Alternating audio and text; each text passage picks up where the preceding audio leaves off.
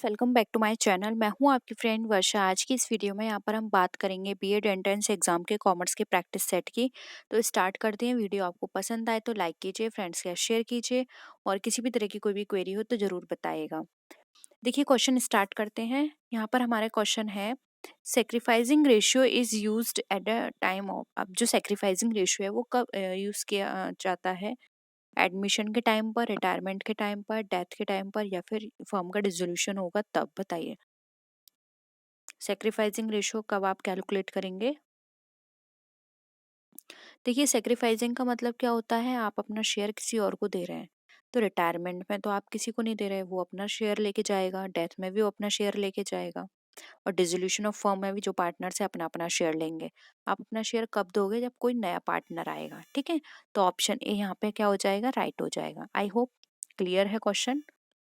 Next देखिए, on dissolution all assets are transferred to realization account at book value, market value, cost और market value, whichever is less, और none of the above. बताइए, on dissolution assets जो होती हैं वो transfer की जाती हैं रियलाइजेशन अकाउंट में, किस अमाउंट पर या वैल्यू पर की जाएंगी वो ट्रांसफर? क्या हो जाएगा आंसर? ये सब ट्रांसफर की जाती हैं बुक वैल्यू पर। ठीक है, ऑप्शन ए करेक्ट है। नेक्स्ट देखिए, provisions for bad and doubtful debts appearing in the books at the time of dissolution of firm is transferred to capital accounts of the partners, debtors account, bad debts account, realization account। बताइए।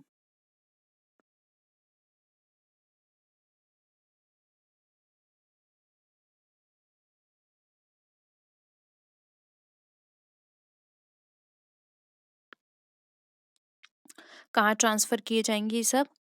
ये हमारे transfer किए जाएंगे realisation account में। ठीक है, option क्या हो जाएगा? टी। क्योंकि डिसोल्यूशन ऑफ फर्म की बात की गई है तो रियलाइजेशन अकाउंट वहाँ पे प्रिपेयर किया जाएगा। नेक्स्ट क्वेश्चन देखिए, ए और बी पार्टनर्स हैं और इनका जो रेशो है वो 2:1 का है। ठीक है, रेशो 2:1 का है। और सी एडमिट हुआ है 1:4 के 1/4 है इसका शेयर, जो कॉन्ट्री करेगा 3,000 रुपये अपने as a goodwill. The total value of goodwill आपको निकालनी है फर्म की। बताइए। बहुत सिंपल क्वेश्चन है ये, आप इजीली बता सकते हैं।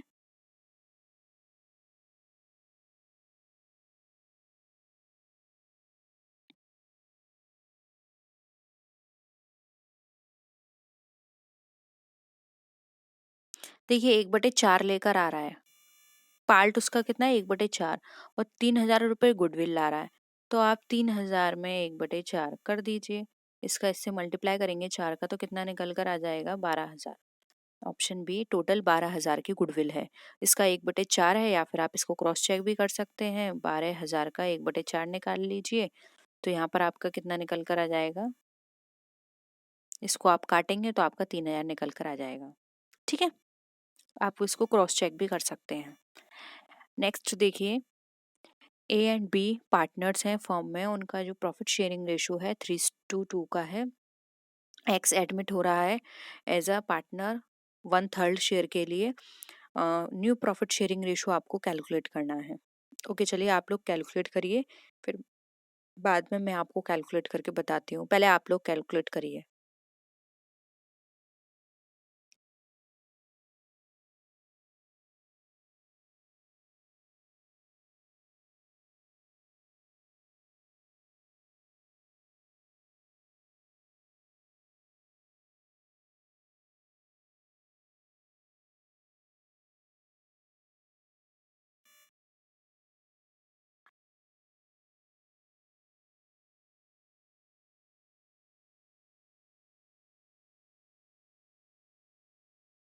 कितना निकल कर आया आप लोगों का आंसर? देखिए, एक्स का जो शेयर है वो कितना है? 1/3 है। तो रिमेनिंग शेयर क्या हो गया? माना शेयर टोटल 1 है, इसमें 1/3 वो ले रहा है, तो रिमेनिंग हमारा कितना बचा? 2/3। तो अब देखिए, ए का न्यू शेयर कितना हो जाएगा? इनका ये कितना है? 3। तो ए का निकाल लेते हैं 3/5। अब किस 3/5 इसका किसका है? ये 2/3 जो बचा है इसी में से ही तो लेंगे वो 3/5, तो 2/3 में से।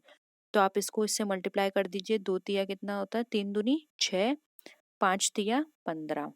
ठीक है, ये ए का हो गया। अब बी का निकालिए। बी का ये कितना है, 2, 2/5। ये 2/5 किस में से लेगा, ऑफ 2/3। तो अब इसको इससे मल्टीप्लाई कर दीजिए। 2 का 2 से मल्टीप्लाई किया 4 आ गया, 3 का 3 से मल्टीप्लाई किया 9 आ गया। ठीक है, सॉरी नीचे 5 आएगा। ठीक है, तो यहाँ पे कितना हो गया, 15।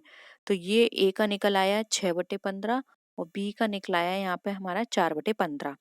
ठीक है, तो यहाँ पर आप इसका इजीली निकाल सकते हैं। ठीक है, इसका 4/15 है, तो एक्स का यहाँ पे शेयर कितना होगा, 1/3 था। इसको आप काट भी सकते हैं, तो इसका निकल कर कितना आ जाएगा, ये 3 है, तो ये 5 इसका हो गया, और यहाँ पर 3, 3 पंजे 15। ठीक है, तो यहाँ पर इनका टोटल कितना निकल कर आया, देखिए। ए का आपने कितना निकाला था, 6/15। बी का आपने कितना निकाला था, 4/15।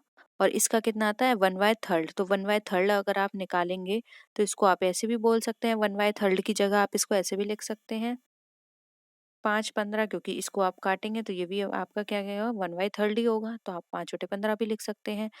क्योंकि हमें नीचे डिनोमिनेटर जो है वो 15 लेकर आना है, तो आपने ऐसे लिख दिया। तो ये आपका ऊपर क्या निकल आया, 6, 4 एंड 5। अब देखिए 6, 4 एंड 5 कितना है, ऑप्शन डी में। क्लियर है? आई होप यहाँ पर ये क्वेश्चन आपको क्लियर हो गया है, आपको इसका सोल्यूशन समझ में आ गया है पूरा। 6, 4, 5 है इसका आंसर, क्योंकि 1/3 था, याद रखिए। और नीचे डिनोमिनेटर 15 दे रखा है इन दोनों में, तो आपको इसका भी 15 बनाना है। तो आपको 3 का 15 आप कैसे निकालेंगे, 5 से। तो एक को भी आपको मल्टीप्लाई करना पड़ेगा 5 से, तो ये 5/15 इसका निकल कर आ गया। तो ऐसे हो जाएगा 6, 4 एंड 5। नेक्स्ट क्वेश्चन पर आइए। ए और बी पार्टनर्स हैं, और ये प्रॉफिट शेयर करते हैं 7/3 से। एक्स एडमिट हो रहा है 3/7 से, और जो न्यू प्रॉफिट शेयरिंग रेशियो है पार्टनर का, आपको वो कैलकुलेट करना है। बताइए।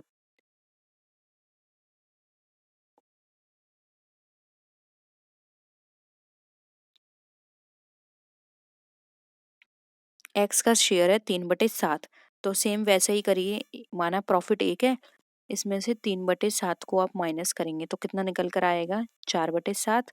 यानी कि जो एक्स का जो शेयर है, जो रिमेनिंग शेयर जो है वो 4/7 है। तो अब ए का निकाल लीजिए। ए का कितना था यहाँ पे, 7 और 3।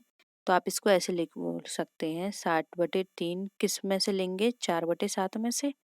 ठीक है, और तो आप यहाँ पे इसका मल्टीप्लाई कर दीजिए। 4 7 जा 28, 3 7 जा 10 आएगा। 1 मिनट फिर से करते हैं। देखिए इसका कितना निकल कर आया था, एक में से 3/7 आपने माइनस किया था, तो आपका 4/7 निकल कर आया था। तो अब ये 7/10 है ए का, 7/10। 7/10 आप किस में से निकालेंगे, यहाँ पर ये 4/7 में से। ठीक है, तो आप इसको इससे मल्टीप्लाई कर दीजिए।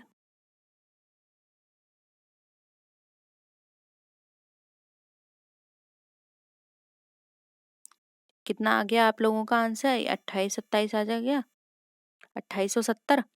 अब बी का निकालिए। बी का आपका कितना हो जाएगा, 3/10। अगेन कितने में से होगा, 4/7 में से लेगा ये भी। इसका इससे मल्टीप्लाई कर दीजिए, तो ये कितना आ जाएगा, 12/70। ठीक है, और इसका कितना दे रखा है, एक्स का 3/7। तो वही डिनोमिनेटर आपको 70 बनाना है इसका, तो इसकी जगह क्या हो जाएगा, 30/70। तो यहाँ पर आप इसको ऐसे भी लिख सकते हैं। ए का आपका कितना निकल कर आया, 2870। बी का आपका कितना निकल कर आया, 1270। एंड सी, या फिर आप एक्स भी बोल सकते हैं, इसका निकल कर आया 3070। ठीक है, तो अब आप देखिए 28, 12, 30, तीनों को आप काट सकते हैं, या फिर आप इसको ऐसे भी लिख सकते हैं, 28 और ये 6 से ये कट गया हमारा 2 से 14 बार, ये 12 कट गया हमारा 2 से 6 बार, और ये 2 से कट गया 15 बार, तो कितना निकल कर आ गया 14, 6 और 15। अब देखिए 14, 6 और 15 ऑप्शन ए में है। ठीक है, क्लियर है ये भी। नेक्स्ट देखिए, पार्टनर्स के करंट अकाउंट है जो ओपन किया गया है जब उसकी कैपिटल, यानी कि आपको ये बताना है जो पार्टनर का करंट अकाउंट है वो ओपन किया जाता है कब। फिक्स्ड कैपिटल हो तब, फ्लैक्चुएटिंग हो, या बोथ ए एंड बी, या फिर नन ऑफ दीज। क्या होगा आंसर?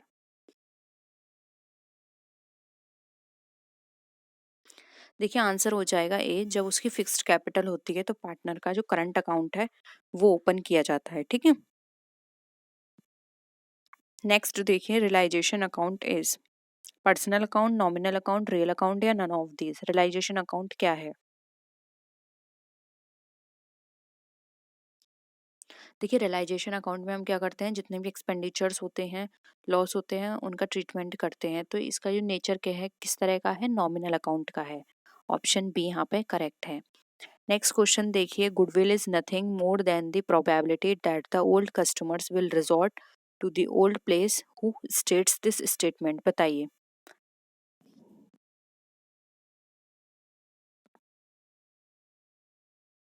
डिक्सी ने कहा है, लॉर्ड मैकहंटन ने कहा है, लॉर्ड एल्डन ने कहा है, या फिर नन ऑफ दिस। अगेन ये स्टेटमेंट वाला है, डिस्कस नहीं करेंगे, डायरेक्ट आंसर पे आते हैं। लॉर्ड एल्डन ने ये स्टेटमेंट दिया था। ठीक है, नेक्स्ट क्वेश्चन पर आइए। गेनिंग रेशियो को हम किस तरह से कैलकुलेट करेंगे? New minus old, old minus new, new minus old, या फिर नन ऑफ दीज।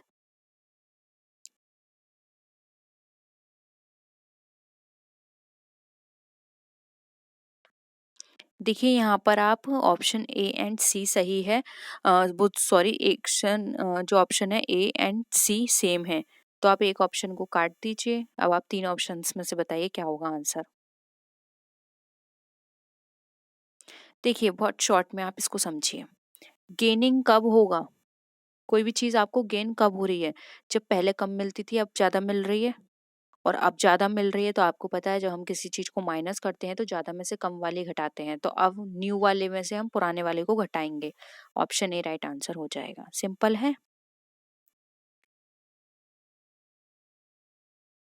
नेक्स्ट आइए, द एग्रीमेंट में बी। अब जो एग्रीमेंट है वो किस तरह का होता है? Express, implied, both A and B, या फिर नन ऑफ दीज। किस तरह के एग्रीमेंट होते हैं हमारे?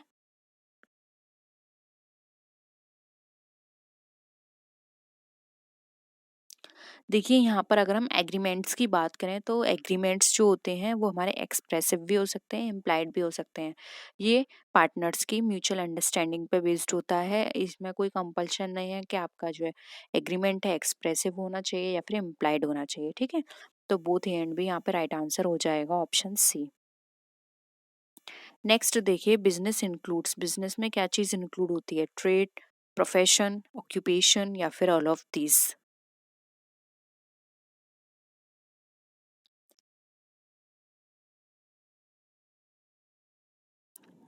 क्या हो जाएगा आपका आंसर? देखिए जो बिजनेस होता है इसमें हमारी ये सारी चीजें इंक्लूड होती हैं। आपने पढ़ा होगा बिजनेस के अंदर trade and aids to trade, ये दोनों को इंक्लूड किया जाता है। तो ये इस, और आपको पता है business and trade, profession and occupation किसके पार्ट है। ठीक है, तो इजिली यहाँ पर आप आंसर कर सकते हैं ऑल ऑफ दीज, क्योंकि ये बिजनेस के ही अंदर ही इंक्लूड की जाती हैं सारी एक्टिविटीज। ठीक है, क्योंकि ये सारी बिजनेस एक्टिविटी हैं। नेक्स्ट देखिए, in case of partnership partner is an agent, the principal, both A and B, या फिर none of these। बताइए, पार्टनरशिप के अंदर जो पार्टनर होता है वो एजेंट होता है, प्रिंसिपल होता है, दोनों होते हैं, या फिर कोई भी नहीं होता।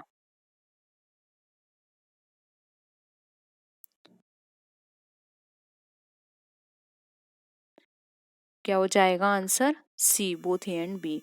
एक एजेंट की तरह भी होता है, प्रिंसिपल की तरह भी होता है, वो दोनों की एक्टिविटी करता है। ठीक है, तो सी यहाँ पर राइट आंसर हो जाएगा।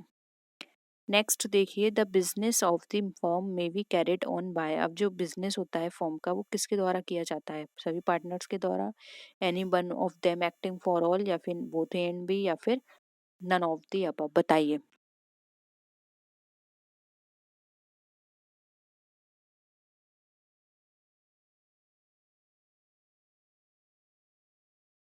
क्या लगता है आपको इसका आंसर? देखिए, बात करें तो यहाँ पर इसका आंसर हो जाएगा सी, बोथ ए एंड बी, क्योंकि इसमें जो बिजनेस किया जाता है वो कोई भी पार्टनर कर सकता है या एक पार्टनर सभी के द्वारा किया जा सकता है। ठीक है, नेक्स्ट क्वेश्चन देखिए यहाँ पर, all the partners of a partnership firm have unlimited liability, are jointly liable for the firm's debt, are severally liable for the firm's obligation, या फिर all of the above।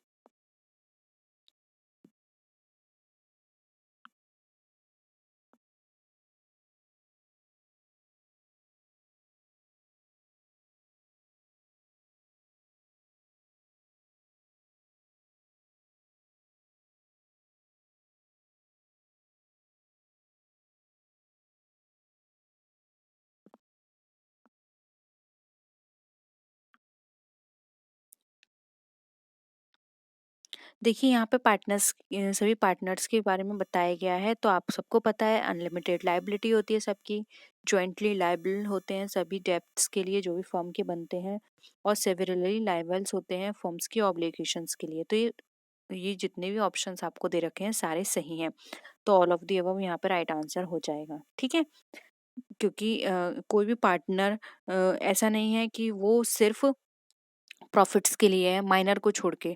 ठीक है, सारे पार्टनर जो भी लॉस हो रहा है उसको बियर करेंगे, जो भी काम है उन सबको लिए लायबल हैं, जो भी रिस्पॉन्सिबिलिटीज उनको असाइन की जाएंगी वो उन्हें करना होगा। तो इस तरह की एक्टिविटीज एक पार्टनरशिप के अंदर होती है सारे पार्टनर्स की। ठीक है, तो यही थे आज के क्वेश्चंस। होप यहाँ पर आपको सारे क्वेश्चंस क्लियर हैं। किसी भी क्वेश्चन में आपको डाउट है तो प्लीज़ ज़रूर बताइएगा। कोई कॉन्सेप्ट आपको समझ नहीं आ रहा तो ज़रूर बताइएगा।